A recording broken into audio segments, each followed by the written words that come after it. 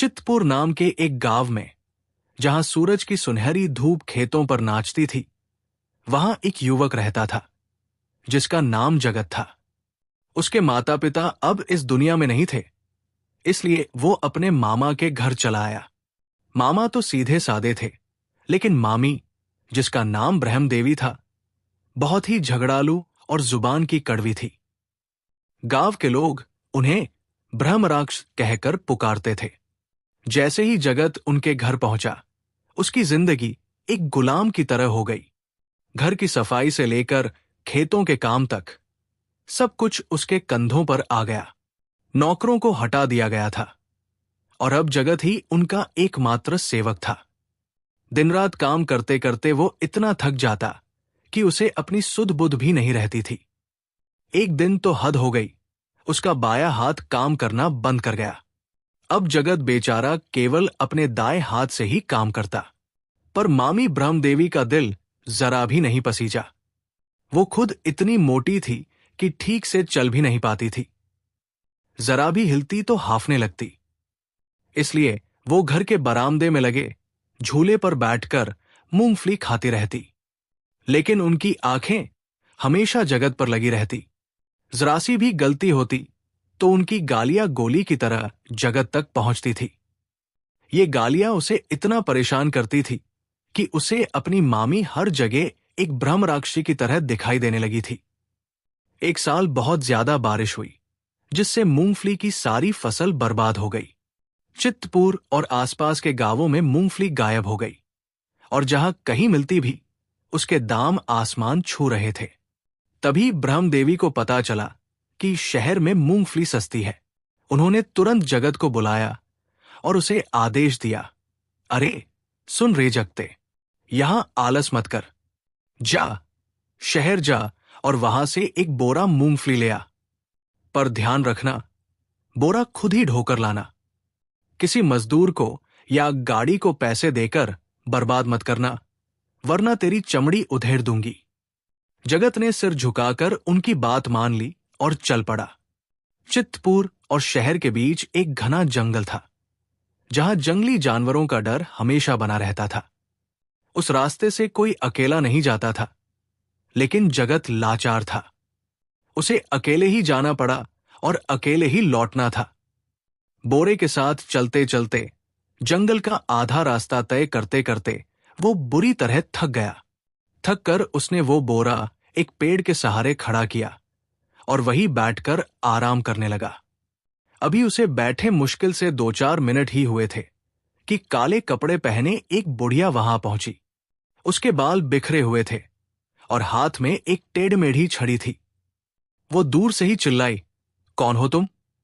जिस पेड़ का मैंने बीज बोया, उसी के नीचे बैठने की हिम्मत कैसे की? उठो यहां से, ये मेरी जगह है। बुढ़िया की तीखी आवाज सुनकर और उसका अजीब पहनावा देखकर जगत डर गया, पर हिम्मत करके बोला, बुआ, मैं हूं जगत। आपको देखकर मैं हैरान हूं। आप में और मेरी मामी ब्रह्मदेवी में कोई समानता नहीं है। बुढ़िया को यह सुनकर हैरानी हुई। उसने पूछा, क्या कहा? तुम्हारी मामी और मुझ में कोई समानता नहीं? कैसी है तुम्हारी मामी? जगत थोड़ी उलझन में पड़ गया।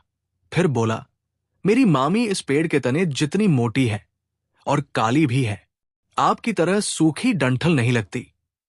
आपको देखकर तो कोई यही समझेगा कि आप कोई जादूगरनी है। यह सुनकर बुढ़िया को बुरा नहीं लगा।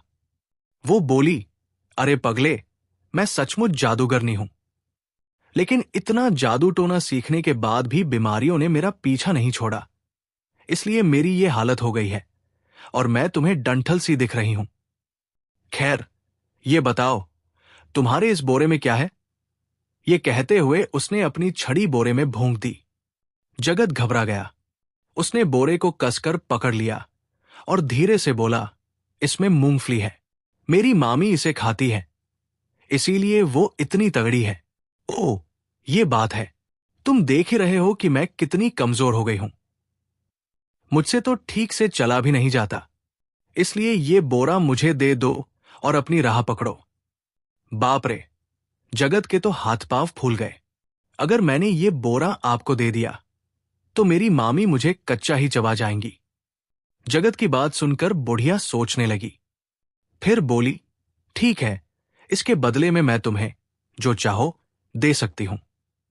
मुझे तो बस ताकत चाहिए।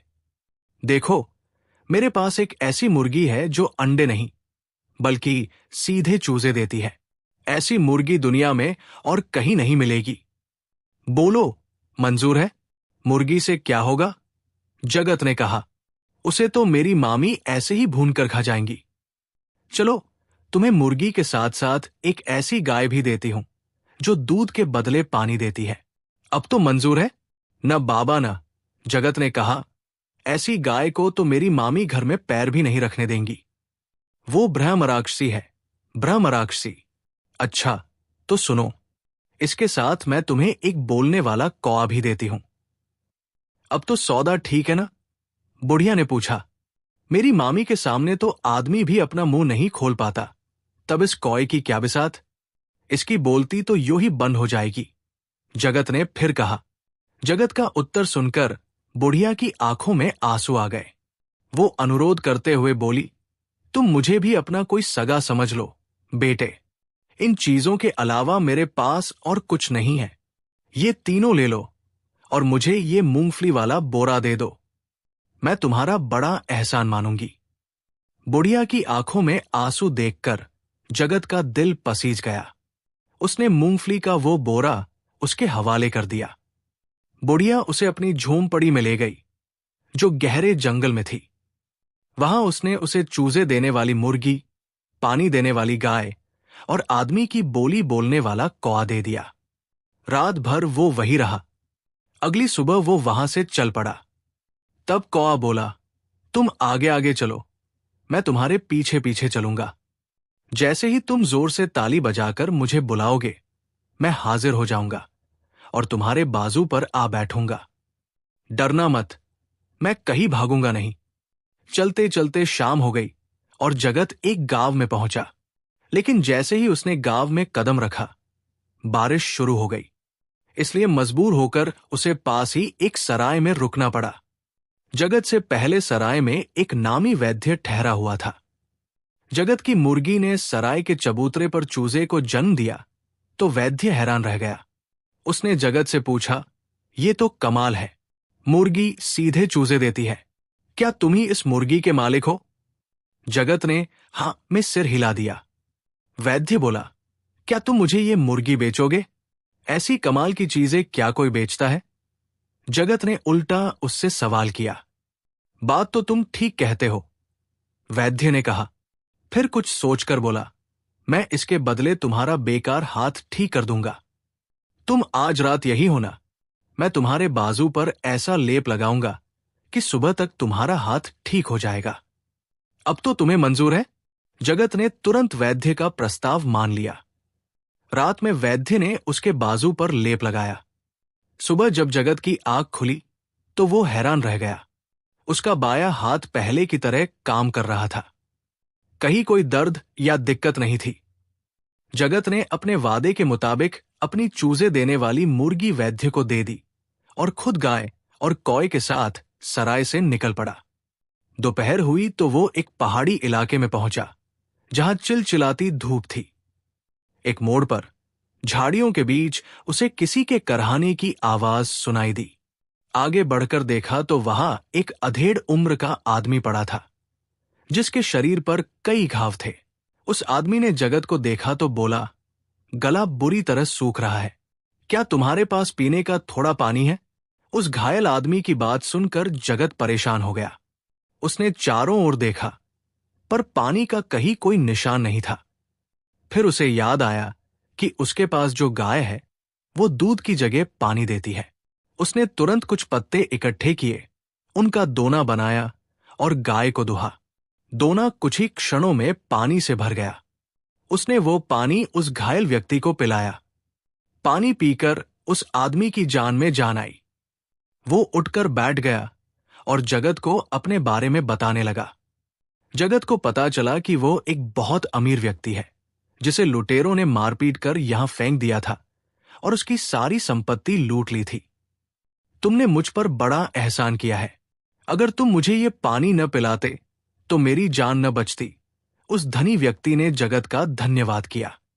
महोदय, आपकी जान बची है तो इसका श्रेय मुझे नहीं, बल्कि इस गाय को जाता है। इसके बिना यहां पानी मिलना असंभव था। जगत ने सहजता से उत्तर दिया। जगत की बात सुनकर वो धनी व्यक्ति हैरान रह गया। ये गाय दूध की जगह पानी देती है। जब फिर वो गाय को ध्यान से देखने लगा। उसके दिल में गाय के लिए स्नेह उमड़ आया। अच्छा, तो मेरे प्राण बचाने वाली ये गाय है। मैं चाहता हूं इसे मैं अपने घर ले जाऊं और वहां इसकी पूजा करूं। जगत अब उस धनी व्यक्ति के साथ उसके घर पहुंचा। वहां उसका खूब आदर सत्कार हुआ। गाय के बदले में उस धनी व्यक्ति ने उसे एक थैली भर सोने के सिक्के दिए। सिक्के लेकर जगत वहां से चल पड़ा। उसका कौआ उसके पीछे पीछे था। सबसे पहले जगत ने उन सिक्कों से एक सफेद घोड़ा और राजसी पोशाक खरीदी। फिर उस पोशाक को पहनकर और सफेद घोड़े पर सवार होकर वो राजधानी की ओर चल पड़ा। वो राजधानी में प्रवेश करने ही वाला था कि उसे पास की एक पहाड़ी पर एक सुंदर मंदिर दिखाई दिया। उसके मन में भगवान के दर्शन करने की इच्छा जागी। वो सीधा उसी पहाड़ी पर गया। जैसे ही वो मंदिर के द्वार पर पहुंचा, उसी समय उस देश की राजकुमारी त्रिलोक सुंदरी अपनी सहेलियों के साथ पूजा करके बाहर आ रही थी। सामने ही जगत अपने सफेद घोड़े पर सवार राजसी ठाट बाट में खड़ा था। जगत को देखकर राजकुमारी कुछ क्षणों के लिए हक्की बक्की रह गई। ये युवक कौन हो सकता है? किस देश का राजकुमार है? वो इन्हीं सवालों में उलझी थी कि जगत ने हिम्मत करके उससे पूछा, मेरी तरफ इस तरह देखने वाली तुम कौन हो? जगत के इस सवाल पर राजकुमारी और उसकी सहेलियां दोनों ही हैरान रह गई। तब जगत ने जोर जोर से ताली बजाकर अपने पीछे रह रहे कौए को बुलाया और उससे पूछा, बोलो, ये अद्भुत सुंदरी कौन है? ये मेरे प्रश्न का उत्तर क्यों नहीं देती? इतना सब रूप सौंदर्य और इतनी सारी सहेलियां देखकर भी आप पहचान नहीं पा रहे? ये जरूर इस देश की राजकुमारी होगी। कौए ने उत्तर दिया, क्यों, ठीक है ना? अब कौआ राजकुमारी से अपनी बात का समर्थन चाह रहा था। कौए का अनुमान बिल्कुल सही था। वो उस देश की राजकुमारी त्रिलोक सुंदरी थी। कौए को आदमी की भाषा बोलते सुन वो हैरान रह गई और बोली, वाह, ये तो मैं पहली बार देख रही हूं। क्या कभी ऐसा भी हो सकता है? और ये कहकर वो अपनी सहेलियों के साथ पहाड़ी से नीचे उतरने लगी। उधर जगत भी हैरान था कि ये सब क्या हो रहा है। खैर, उसने चुपचाप मंदिर में प्रवेश किया, भगवान के दर्शन किए और वहां से लौट पड़ा। जब वो पहाड़ पर से नीचे आया तो उसे वहां राजा के आदमी उसका इंतजार करते मिले। वे उसे पूरी शानो शौकत के साथ राजभवन की ओर ले गए। त्रिलोक सुंदरी का पिता यानी वहां का राजा चाहता था कि उसकी बेटी की जल्दी से जल्दी शादी हो जाए और वो राज्य का सारा भार अपने दामाद के कंधों पर छोड़कर मुक्त हो जाए। उधर राजकुमारी का ये हट था कि वो किसी आम आदमी से शादी नहीं करेगी, बल्कि उससे शादी करेगी जो कोई अद्भुत काम करके दिखाए। इसी चक्कर में 2-3 साल बीत गए थे। कई राजकुमार आए, लेकिन सभी को खाली हाथ लौटना पड़ा। उसे किसी में वो क्षमता नहीं दिखी थी जिससे वह प्रभावित होती। लेकिन जब जगत ने अपने कौए को बुलाकर उससे आदमी की बोली में उत्तर पाया तो राजकुमारी प्रभावित हुए बिना नहीं रह सकी। नतीजतन एक पखवाड़े के भीतर ही जगत और त्रिलोक सुंदरी का विवाह हो गया और जगत उस देश का राजा बन गया। लेकिन जगत अपने गुलामी के दिन भूला नहीं था। उसे अपनी मामी ब्रह्म देवी की भी याद थी। उसने कौए को भेजकर उन्हें अपने यहां बुलवाया। मामी आई तो तुरंत बोली, अरे बेटा, मैं बहुत बड़ी पापी हूं। मैंने तुझे बहुत कष्ट दिए। अपने जुबान के स्वाद के लिए मैंने तुम्हें मूंगफली का बोरा शहर से लाने को कहा। मुझे माफ कर दो। जगत का मन बिल्कुल साफ था, उसमें कोई मैल नहीं था। वो हंसकर बोला, अरे मामी, कैसी बात करती हो? तुम मेरी बड़ी हो। आज अगर मैं ये सब सुख पा सका हूं तो उन्हीं दिनों की तकलीफों के कारण। अगर वे तकलीफें न होती तो आज ये सुख भी न होता। वे तकलीफें तो मेरे लिए वरदान साबित हुई।